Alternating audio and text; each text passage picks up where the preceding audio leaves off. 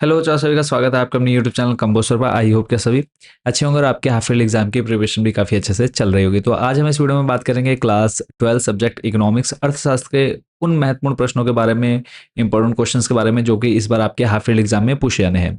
सारे क्वेश्चन आप यहाँ पर देखेंगे, सिलेक्टेड क्वेश्चन है जो आपके प्रीवियस एग्जाम्स के जो क्वेश्चन आ चुके हैं उनको एनालाइज किया गया, प्लस सैम्पल पेपर सब एनालाइज करने के बाद ही ये जो इंपॉर्टेंट क्वेश्चन है यहाँ पर आप लोगों के लिए कवर किए गए हैं। टोटल 3 पीडीएफ हमने आप लोगों के लिए तैयार किए जिसमें आपके निश्चित उत्तरीय प्रश्न रहेंगे, वैकल्पिक प्रश्न रहेंगे और आपके शॉर्ट एंड लॉन्ग क्वेश्चन यहाँ पर रहने वाले हैं। और इन पीडीएफ में आपके ईयरली एग्जाम तक के सारे इंपॉर्टेंट क्वेश्चन कवर कर दिए गए हैं और अभी सिर्फ हाफ ईयरली में इन पीडीएफ का आपको 70% ही है जो क्वेश्चन कवर करने हैं।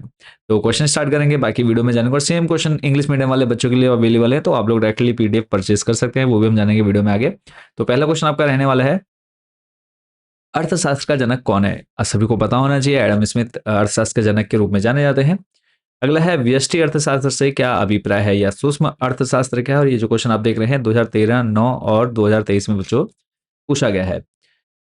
तो आंसर जो है आप लोग यहाँ पर पढ़ते चलेंगे वीडियो रोक करके, जो बच्चे पीडीएफ नहीं लेना चाहते हैं। अगला प्रश्न है, सूक्ष्म अर्थशास्त्र की परिभाषा दीजिए। प्रोफेसर एंडरसन और क्वांट के अनुसार क्या है? सूक्ष्म अर्थशास्त्र में व्यक्तियों के ठीक से परिभाषित समूह की आर्थिक क्रियाओं का अध्ययन होता है। ऐसे ही बोल्डिंग के अनुसार क्या परिभाषा दी गई वो आपको यहाँ पर याद होनी चाहिए।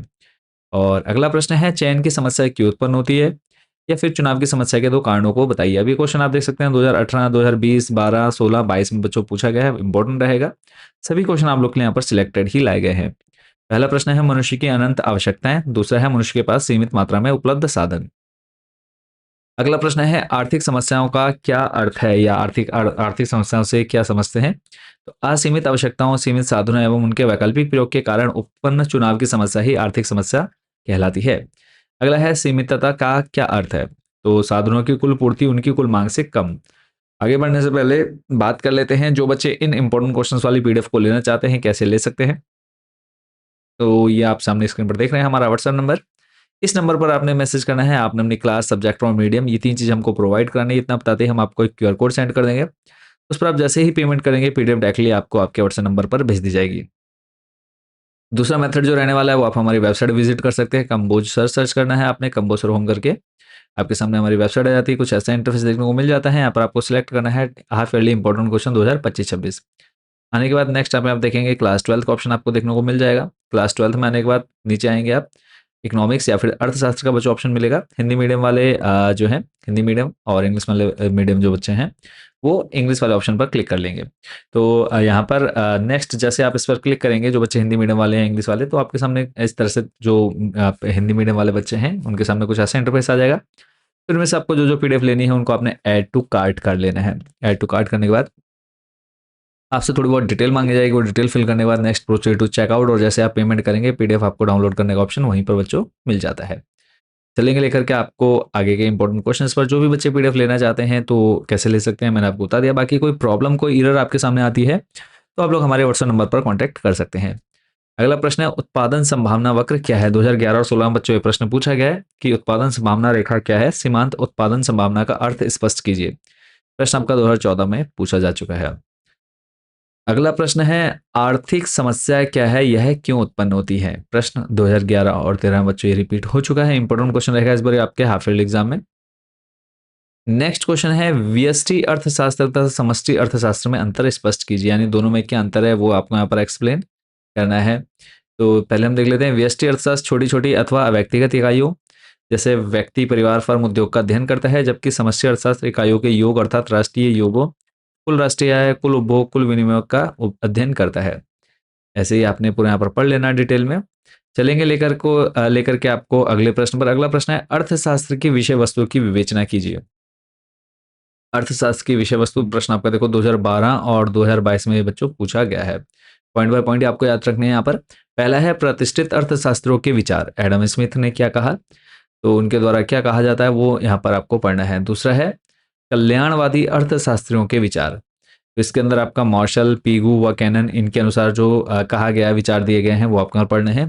रॉबिन्स के विचार, इसके बाद फिर आ जाता है आपका उपभोग, ये किसके अंदर आ जाएगा आपका, मानव के आर्थिक व्यवहारों को निम्नलिखित 5 भागों में बांटा जा सकता है, विभागीय अर्थशास्त्र की विशेष सामग्री माने जाते हैं। पहला है उपभोग, दूसरा है उत्पादन, तीसरा विनिमय, चौथा वितरण और पांचवा लोक वित्त या राजस्व। इन पांचों को आपने अच्छे से याद कर लेना है। अगला प्रश्न है, उत्पादन संभावना वक्र से क्या आशय है? इसकी मान्यताएं व विशेषताएं बताइए। तो प्रश्न आपका देखो 2017 और 2020 में बच्चों प्रीवियस एग्जाम में पूछा जा चुका है। अगला प्रश्न है, उत्पादन संभावना वक्र की परिभाषा दीजिए।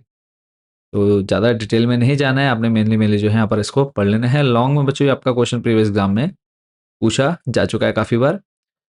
विशेषताएं जो है वो भी आपको यहाँ पर पढ़ लेना है। अगर आप इसको एक बार पढ़ लेते हैं ना तो काफ़ी ईजी जो है इसका सॉल्यूशन यहाँ पर आपको देखने को मिल जाता है। नेक्स्ट क्वेश्चन है, उपयोगिता से क्या आशय है? उपयोगिता किसी वस्तु की वह क्षमता है जिससे किसी मानवीय आवश्यकता की संतुष्टि होती है। दूसरा है, मांग तालिका का क्या कार्य है? तो किसी निश्चित समय पर वस्तु की विभिन्न कीमतों एवं उन कीमतों पर मांगी जाने वाली वस्तु की मात्राओं को पारस्परिक संबंधों को बताने वाली तालिका मांग तालिका कहलाती है। अगला प्रश्न है, बजट रेखा से क्या समझते हैं? बजट रेखा एक ऐसी रेखा है जो उन समूहों का प्रतिनिधित्व करती है जिनकी लागत उपभोक्ताओं की संपूर्ण लागत के बराबर होती है। अगला प्रश्न है, बजट रेखा के समीकरण को लिखिए। तो P1 x1 plus P2 x2 equal to M। तो P1 है आपका वस्तु एक की कीमत हो जाएगा, P2 वस्तु दो की कीमत, x1 वस्तु एक की मात्रा और दूसरा वस्तु दो की मात्रा, और M यहाँ पे हो जाएगा उपभोक्ता की आय। इंपॉर्टेंट फॉर्मूला है, याद होना चाहिए आप लोगों को। अगला प्रश्न है, प्रतिस्थापन की सीमांत दर क्या है? तो प्रतिस्थापन की सीमांत दर वह दर है जिस पर एक उपभोक्ता वस्तु एक के स्थान पर वस्तु दो का प्रतिस्थापन करता है, उसके प्रति उदासीन रहता है। दूसरा है, नेक्स्ट क्वेश्चन, सीमांत उपयोगिता को स्पष्ट कीजिए। तो किसी वस्तु की दी हुई मात्रा की सीमांत उपयोगिता कुल उपयोगिता में होने वाली वह वृद्धि है जो उसके उपयोग में एक इकाई के बढ़ने के परिणाम स्वरूप प्राप्त होती है। नेक्स्ट क्वेश्चन, इंपॉर्टेंट फॉर्मूला जो आपको याद होना ही चाहिए। प्रश्न है आपका, औसत उपयोगिता से क्या आशय है? तो यहाँ पे आप देखेंगे, कुल उपयोगिता को उपयोग की गई कुल इकाइयों से भाग देने पर औसत उपयोगिता प्राप्त होती है। और फॉर्मूला आपको क्या याद रखना है? कुल उपयोगिता बट्टे उपयोग की गई कुल इकाइयां। अगला प्रश्न है, मांग में परिवर्तन का अर्थ बताइए। तो गिरते हुए मूल्य के साथ साथ मांग की मात्रा बढ़ती जाती है तथा बढ़ते हुए मूल्य के साथ साथ मांग की मात्रा जो है घटती जाती है। इसी को मांग में परिवर्तन कहते हैं। तो सारे जो हैं आप यहाँ पर इंपॉर्टेंट क्वेश्चन देख रहे हैं। बाकी कोई डाउट, कोई क्वेश्चन आपके मन में आया था तो आप लोगों ने कमेंट सेक्शन में बच्चे जरूर पूछ लेना है। कुछ क्वेश्चन जो है यहाँ पर मैं आपको वैकल्पिक तो जो बच्चे पीडीएफ परचेस करेंगे वहाँ पर देख लेंगे। कुछ क्वेश्चन हम यहाँ पे निश्चित उत्तर भी देख लेते हैं ताकि जो बच्चे पीडीएफ परचेस नहीं कर सकते तो उनकी भी यहाँ पर अच्छी खासी तैयारी हो जाए। प्रश्न है, बाजार अर्थव्यवस्था में उत्पादन किस चीज के लिए किया जाता है? लाभ या पूंजी के लिए? तो आंसर हो जाएगा लाभ, क्योंकि लाभ होगा तो ऑटोमेटिकली क्या होगी, हमारी पूंजी बनेगी। फिर है, उस भौतिक समस्या का नाम लिखिए जिसके कारण अर्थशास्त्र अध्ययन की एक विषय सामग्री के रूप में उभरा। तो आंसर है दुर्लभता। फिर है, कल्याण अर्थशास्त्र किसका क्षेत्र है? आंसर हो जाएगा व्यक्ति अर्थशास्त्र। अगला प्रश्न है, अर्थशास्त्र को धन का विज्ञान किसने कहा? एडम स्मिथ ने। किस प्रकार की अर्थव्यवस्था में आर्थिक क्रियाकलापों का निर्धारण बाजार की स्थितियों के अनुसार होता है? तो आंसर हो जाएगा मिश्रित अर्थव्यवस्था। बाकी के जो क्वेश्चन है ये उन बच्चों के लिए रहने वाले हैं जो बच्चे इन पीडीएफ को परचेस करेंगे। कैसे ले सकते हैं? ये हमारा व्हाट्सएप नंबर आपके सामने है। सिंपली आपने अपनी क्लास, सब्जेक्ट और मीडियम, ये तीन चीज हमको बतानी है। इतना बताते ही हम आपको एक क्यूआर कोड सेंड कर देंगे, उस पर आप जैसे ही पेमेंट करेंगे पीडीएफ डायरेक्टली आपके व्हाट्सएप नंबर पर भेज जाएगी। बाकी पीडीएफ परचेस करते समय कोई भी आपके सामने प्रॉब्लम या कोई एरर या इशू आता है तो आप लोगों ने हमारे व्हाट्सएप नंबर पर जरूर मैसेज करना है, कॉन्टैक्ट करना है। बाकी आप सभी बच्चों को बेस्ट विशेष शुभकामनाएं आपके हाफ ईयरली और बोर्ड एग्जाम के लिए। अच्छे से तैयारी करते रहिए। मिलेंगे बहुत जल्द नेक्स्ट वीडियो में अदर सब्जेक्ट के इंपॉर्टेंट क्वेश्चन के साथ। Thank you so much for watching this video.